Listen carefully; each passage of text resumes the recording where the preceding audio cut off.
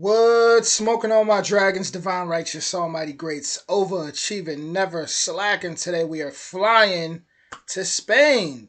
Now, one beautiful thing about the internet is that I'm able to, visually still see how everything looks through the eyes of someone else's camera until I personally, physically am able to see these places myself. And for that, I am beyond grateful. So, with that being said, let's go to Spain. Original link in the description. Here we go. What's up, guys? My name is Ryan, and I spent the last few years exploring the wonderful country of Spain, and I want to show you my favorite places. So here's my Spain top 20.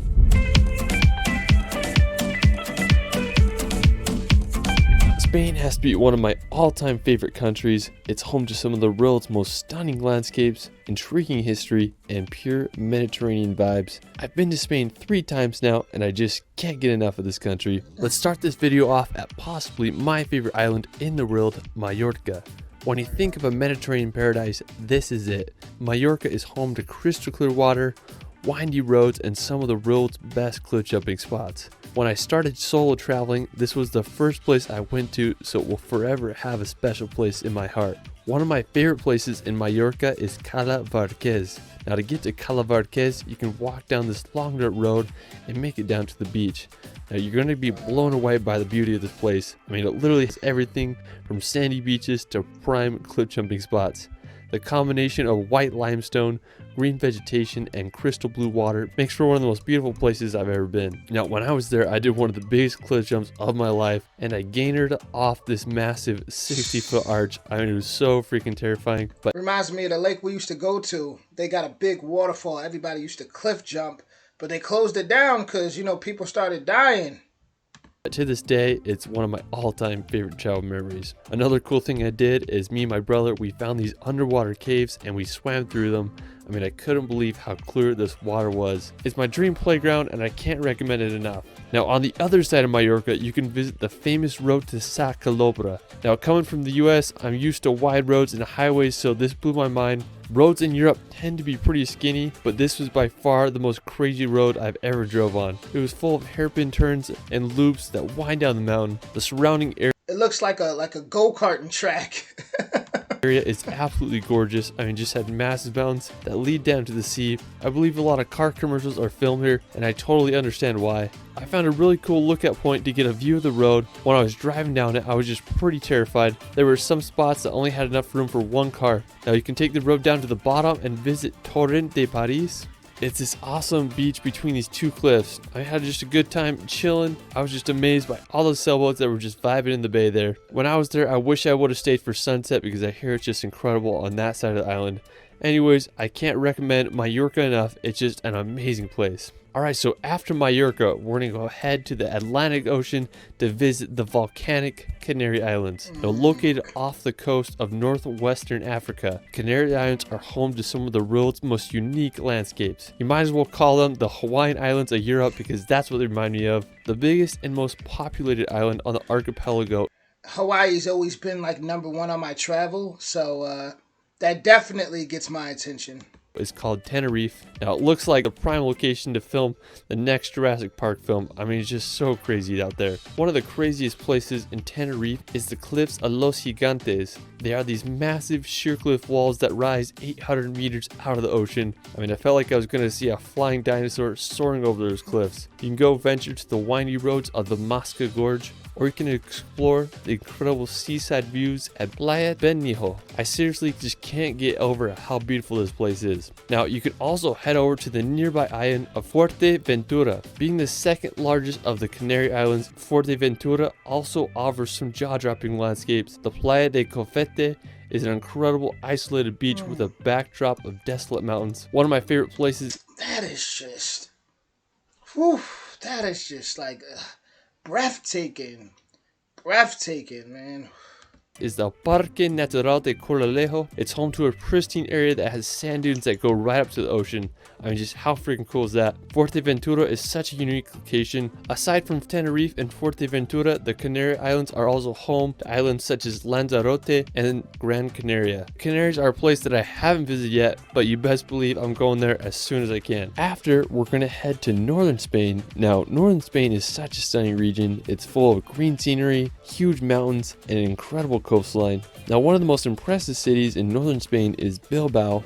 Bilbao is a beautiful port city filled with stunning architecture and history. One of the crowning features of the city is the Guggenheim Museum. It's one of the most unique buildings I've ever seen. Now, just an hour's drive from Bilbao, you can visit the islet of Gaztelugatxe. Now, the first church was built on the island all the way back in the 10th century. If you visit, you'll have to walk up a narrow path of more than 200 stairs. Now, you may recognize this island from Game of Thrones as Dragonstone. I mean, it's just such an epic location.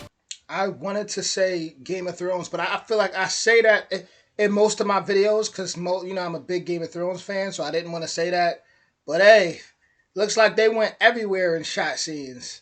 Hope y'all can check out. After, we're going to head over to the nearby mountains of Picos de Europa. Now, located in northern Spain lies these crazy mountains that remind me a lot of the Dolomites.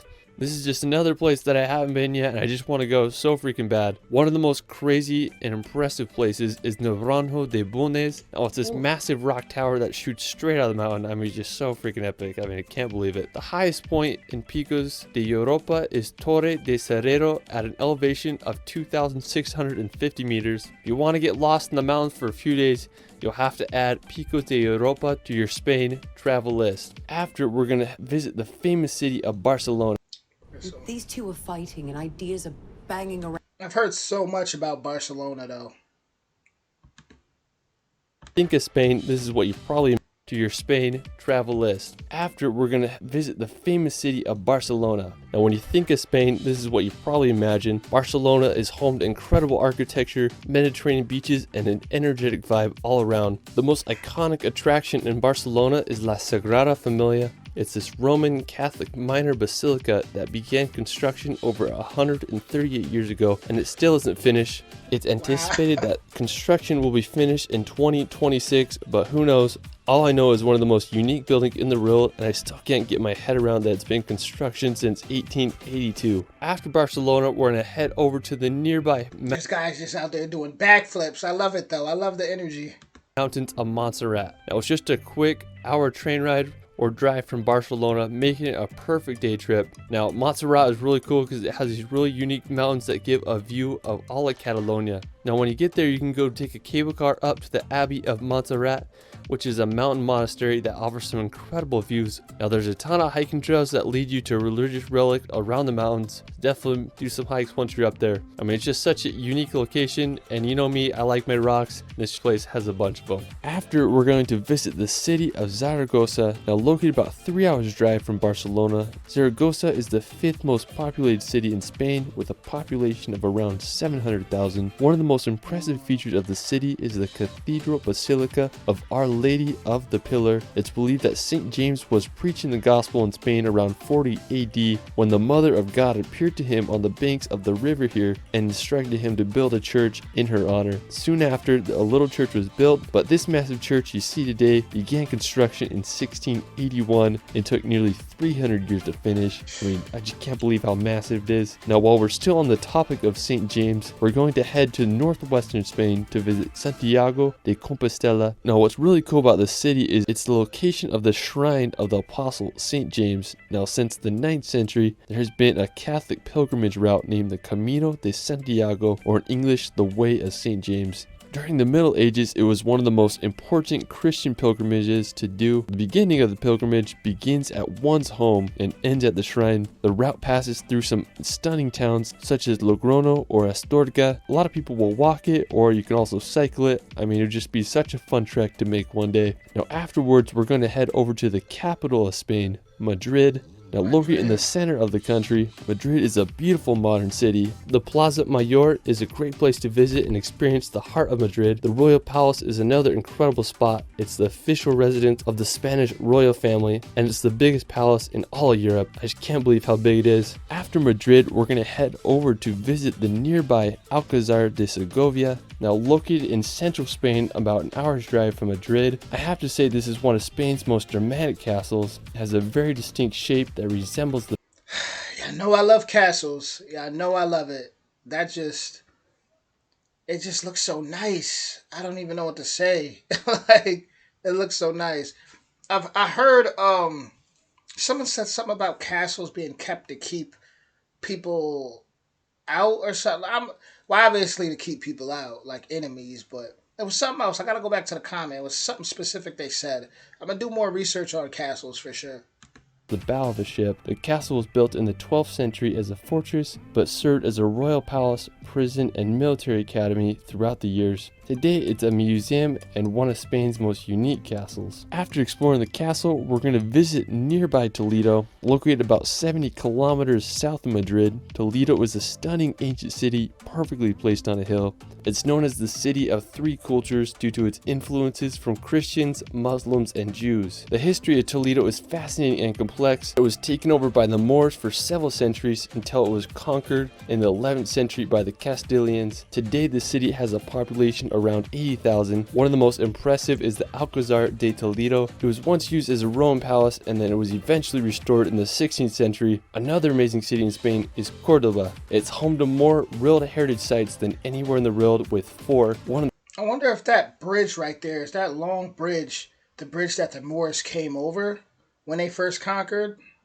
The coolest features of the city is the Mosque Cathedral of Cordoba. It's regarded as the most accomplished monument of Moorish architecture. It was finished in 746 AD and it was converted to a Christian church in the 16th century. Another one of my favorite cities in Spain is Ronda. It's just a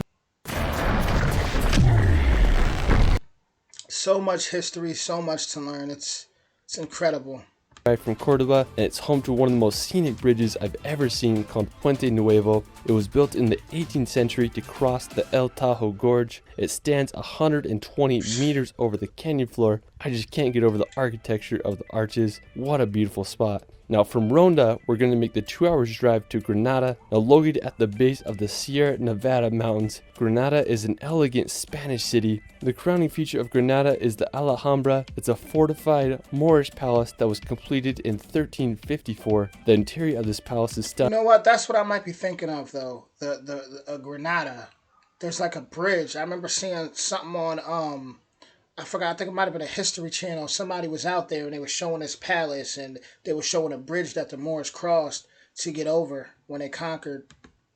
There's a reflection pool and a pillared courtyard. I mean, I totally understand why it's one of the most renowned Islamic buildings in Europe. After Granada, we're going to head over to Seville. Now, as the capital of the Andalusian region in Spain, Seville is a very historic city where flamenco dancing was born. The Cathedral of Seville will blow your mind. It's one of the largest churches in the world, and it's the world's largest Gothic church. Another impressive site in the city includes the Plaza de España. It's a beautiful place that's the perfect combination of Baroque, Renaissance, and Moorish architecture. Afterwards, we're going to visit the nearby port city of Cadiz. Now located on Spain's southern coast, about an hour's drive from Seville, Cadiz is one of the oldest continuously inhabited cities in Europe, as it was founded by the Phoenicians over 3,000 years ago. And I just think it's such a beautiful city with its white buildings, as they're placed perfectly on the narrow strip of land. Now after Cadiz, we're going to head over to the energetic city of Valencia. Now being Spain's third most populous city, Valencia is full of culture and history. It's located on Spain's southeastern coast.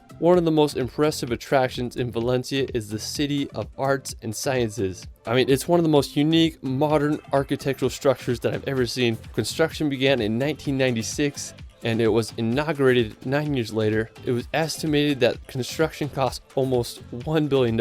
But anyways, you can go paddleboard on the water, or you can go watch a film in the IMAX theater there. I mean, the surrounding Science Museum Park is also a beautiful place to walk around and enjoy the beauty of Valencia.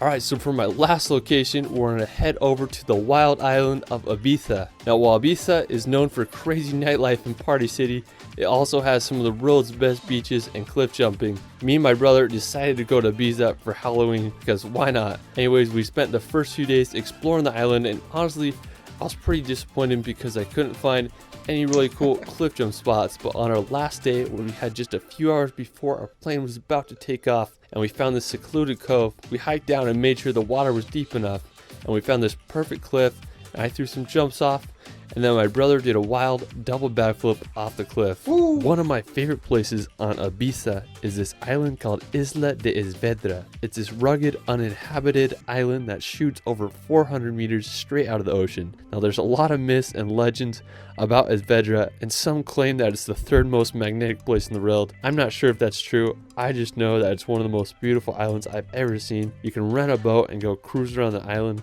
looking for some epic cliff jump spots, or just enjoy the beauty of this limestone island. Next time I'm in Ibiza, I'm going to make sure to go check out Esvedra and see if the myths and legends are true. Whether you want to go to Ibiza for cliff jumping or just partying with Kygo, it's one of the most entertaining places to visit. Well, that is it for my Spain top 20. Let me know where your favorite place is in Spain in the comments below. I also started a relaxation channel where I post hour-long films with calming music to bring some peace and nature in your life. I'll be releasing a relaxation film on Spain very soon. You can find me on TikTok and Instagram at shirley.films. It's Ryan, and we will see you later.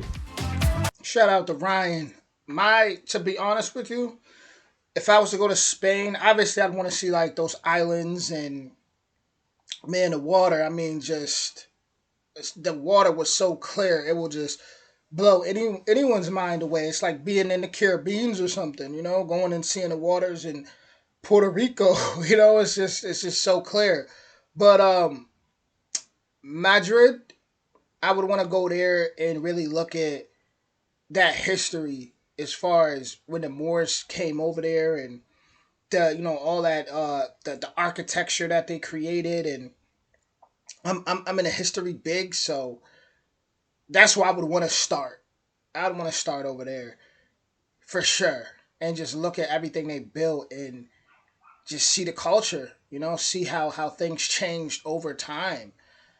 But because Spain's culture, I mean, it's just there's so much to learn everywhere. It's incredible. But yeah, that was top 20 places to visit in Spain, and I mean, Spain, y'all fancy, y'all real fancy, but y'all like y'all ancient type of fancy. It's like people from thousands of years ago was fancy, and they just and all this architecture and this stuff is just still up and still incredible. You got that church that they started building all the way in like what he said 180 years ago or something, and it's still not finished. I mean, that's incredible. But with that being said, original link in the description. Y'all let me know what y'all think about Spain, and I'll be back with more soon. Much love.